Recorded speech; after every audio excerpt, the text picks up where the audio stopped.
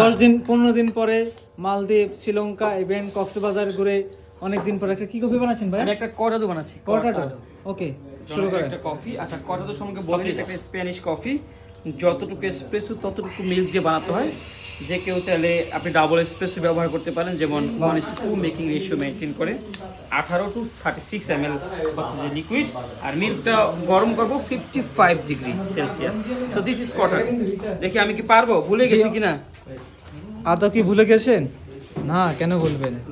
1 2 ওরে সেরা সেরা, এটাতে শেষ করেন। কাপ সোজা, কাপ সোজা। ও নাইস, শিখে গেছি। So nice. সো কর্টাডো খেয়ে দেখো। তুমি খেতে চাও? না না, তুমি খাও। ওকে, বিসমিল্লাহ। সো যারা মানে বেশি দুধ পছন্দ করে না এবং কফির স্ট্রংনেস ফিলটা নিতে চায়, তারা এই কর্টাডো ট্রাই করতে পারে। আপনার কফি শপে আপনি কোন কাপে কর্টাডো বানান আমাকে দেখান।